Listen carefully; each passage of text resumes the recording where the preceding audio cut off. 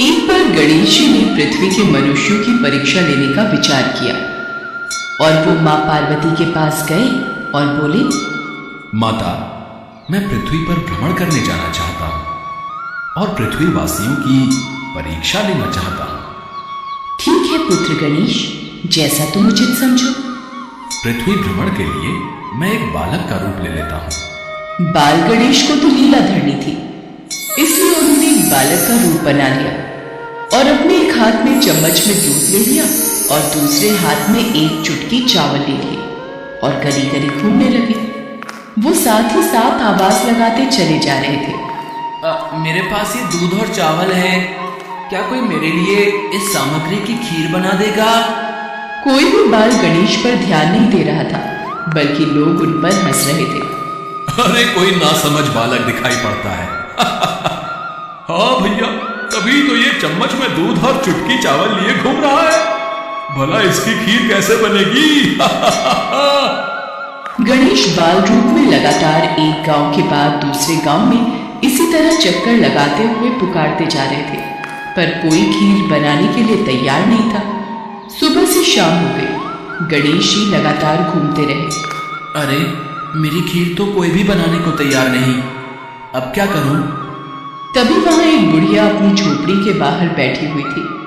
गणेश जी वहां से पुकारते हुए निकले, कोई मेरी खीर बना दे, कोई तो मेरी खीर बना दे, मेरे पास ये दूध और चावल है।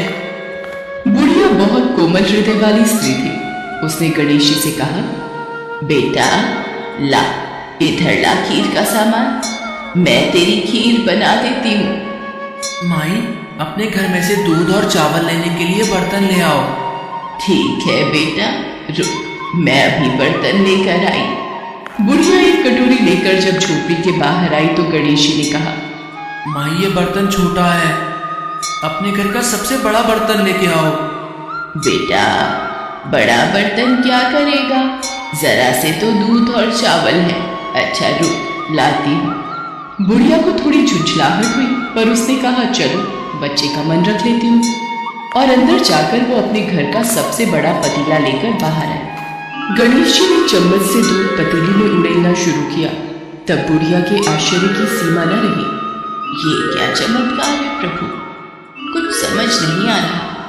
बुढ़िया ने जब देखा दूध से पूरा पतीला भर गया है, एक के बाद एक वो सारे बर्तन झोपड़ी से बाहर लाती गई और उसमें गणेश जी दूध भरते चले गए। इस तरह से घर के सारे बर्तन दूध से लबालब भर गए। इसके पश्चात गणेश जी बुढ़िया से बोले, माई मैं स्नान करके आता हूँ, तब तक तुम खीर बना लो, मैं वापस आकर खाऊंगा। बेटा इतना सारा दूध और ढेर सारे चावल, भला मैं इतनी सारी खीर का क्या करूंगी? माई आज तुम सारे गांव को दावत दे दो, मैं चाहता हूँ तुम्हारे हाथ के खीर का स्वाद पूरा गांव चखे। ठीक है बेटा, मैं गांव वालों को न्योता दे देती हूँ। बुढ़िया ने बड़े प्यार से मन लगाकर खीर बनाई। खीर की भीनी भीनी मीठी मीठी खुशबू चारों दिशाओं में फैल गई। खीर बनाने के बाद वो हर घर में जाकर खीर खाने का न्योता देने लगी। आज मेरे घर खीर का प्रसाद बनेगा, आप सब चखने जरूर आना। अम्मा, तुम इतने लोगों को खीर कैसे खिलाओगी, कुछ समझ में नहीं आ रहा। ठीक है अम्मा, हम आ जाएंगे। लोग बुढ़िया पर हंस रहे थे। बुढ़िया के घर में खाने को दाना नहीं और ये सारे गांव को खीर खिलाने की दावत दे रही है। चलो चलकर देखते हैं भाई, कौन सी खीर बुढ़िया माई खिलाने वाली है। चलो चलो। धीरे धीरे लोगों की भीड़ बढ़ने लगी। लोग खीर की खुशबू से खींचे चले आ रहे थे। सारा गांव बुढ़िया के घर में इकट्ठा हो गया। जब बुढ़िया की बहू सुमन को दावत की बात मालूम हुई, तब वो बुढ़िया के पास वापस आने से पहले ही वहां पहुंच गई। उसने खीर से भरे पतीलों को जब देखा तो उसके मुंह में पानी आ गया। ये माँ जी ने इतनी सारी खीर आखिर बनाई कैसे? पर अभी तो खीर की खुशबू इतनी अच्छी लग रही है कि कुछ और सोचने की जगह मन कर रहा है बस जल्दी से इस खीर को खा लूं। बहुत जोरों की भूख भी लगी है। खीर को देखकर सुमन के मुंह में पानी भर आया। एक कटोरी में खीर निकालकर वो दरवाजे के पीछे बैठकर खाने की तैयारी करने लगी। इसी बीच खीर कटोरी में डालते हुए कुछ बूंदे नीचे गिर गई और गणपति जी को भूख लग गया। वो प्रसन्न हो गए। अब पूरे गांव को खाने की दावत देकर बुढ़िया वापस अपने घर आई तो उसने देखा, अरे बेटा तू आ गया स्नान करके, खीर तैयार है। चल बेटा मैं तुझे गरम गरम खीर परोस देती हूँ। माई भोग तो लग चुका है, तुम्हारी बहू ने मुझे खीर का भोग दे दिया। मेरा पेट पूरी तरह से भर गया है, मैं तृप्त हूँ। अब तू खा, अपने परिवार और सारे गांव वालों को खीर खिला। पर बेटा ये तो बहुत ज्यादा खीर है, सबका पेट भर जाएगा, इसके बाद भी ये बच जाएगी। उस बची खीर का मैं क्या करूंगी? माई जो भी बची खीर होगी उसे रात में अपने घर के चारों कोनों में रख देना। मेरे कहने पर तुमने इतने प्रेम से खीर बनाई, तुम्हें गणेश की चमत्कारी खीर बनाने का मीठा फल अवश्य प्राप्त होगा। ये कहकर मानो वो बालक ना जाने कहाँ गायब हो गया। इतनी देर में गांव वाले भी आ गए। बुढ़िया ने भगवान गणेश का ध्यान करके सब गांव वालों को खीर का प्रसाद बांटा। जब सारा गांव जी भर कर खीर खा चुका तब भी ढेर सारी खीर बच गई। ये खीर बच गई, इसे चारों कोनों में रख देती हूँ। अगली सुबह बुढ़िया जब सोकर उठी, हे गणेश, हे गजानन, गणपति महाराज, ये मैं क्या देख रही हूँ? पतीलों में खीर के स्थान पर हीरे जवाहरात और मोती भर गए हैं। विघ्नहर्ता गणेश जी उस बालक के रूप में स्वयं आप ही आए थे। आप तो मेरे जीवन के बारे न्यारे कर गए प्रभु। बुढ़िया को दयालुता का फल मिल गया। उसकी सारी दरिद्रता दूर हो गई और वो आराम से रहने लगी। बुढ़िया ने गणपति जी का एक भव्य मंदिर बनवाया और साथ में एक बड़ा सा तालाब भी खुदवाया। इस तरह उसका नाम दूर दूर तक प्रसिद्ध हो गया। उस जगह वार्षिक मेले लगने लगे। लोग गणेश जी की कृपा प्राप्त करने के लिए उस स्थान पर पूजा करने और मान्यताएं मानने के लिए आने लगे। भगवान गणेश को विघ्नहर्ता और सुखकर्ता कहा गया है। वो अपने भक्तों के जीवन की सारी कठिनाइयों को दूर करके सुख, शांति, समृद्धि और वैभव प्रदान करते हैं।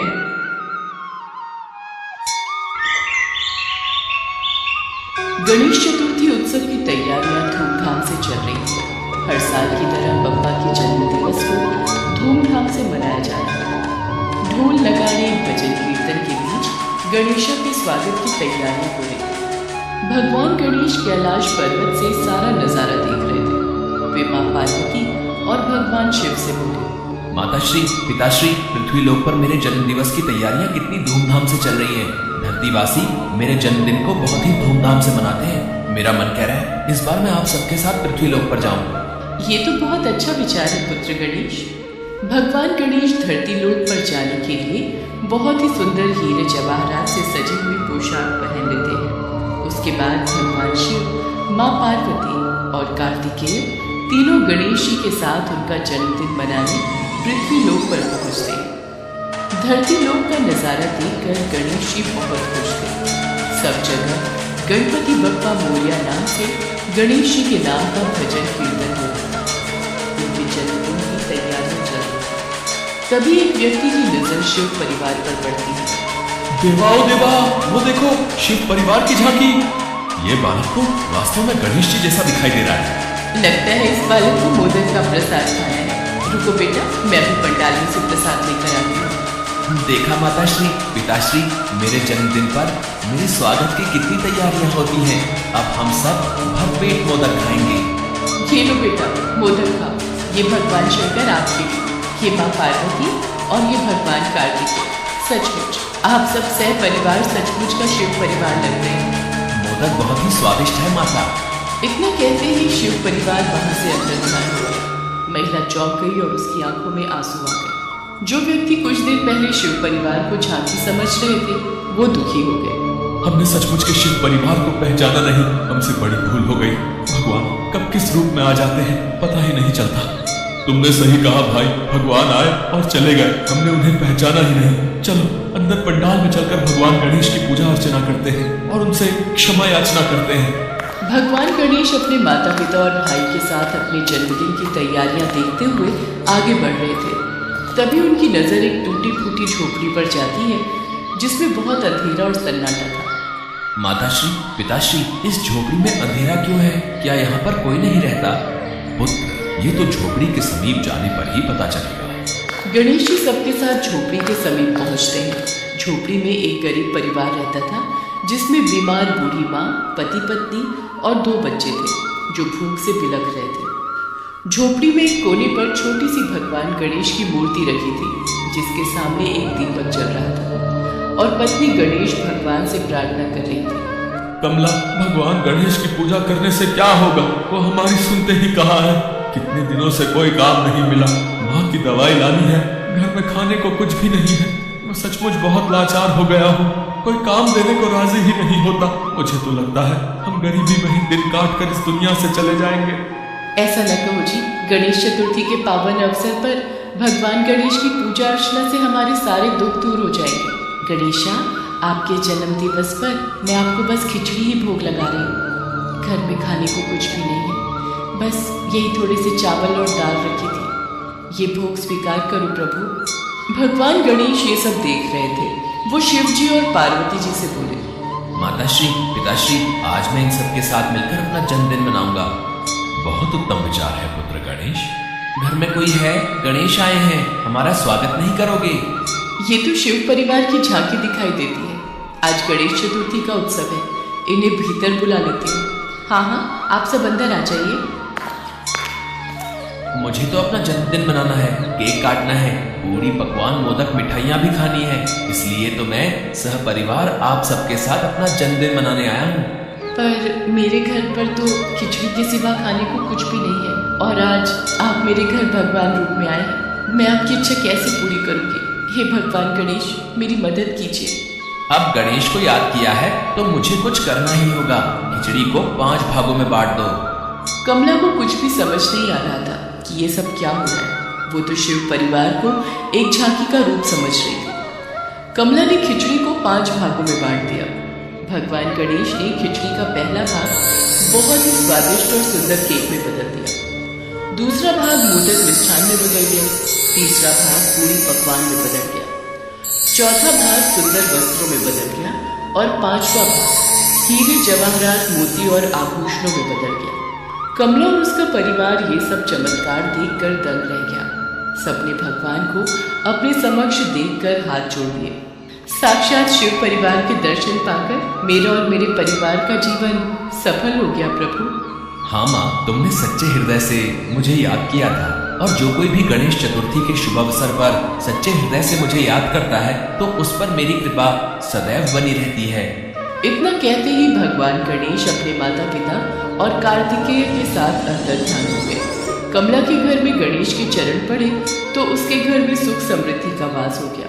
उसकी सास की बीमारी दूर हो गई। कमला ने रहने के लिए बड़ा घर भी बनवा लिया। अब उसके पास गणेश जी की कृपा से सब कुछ था।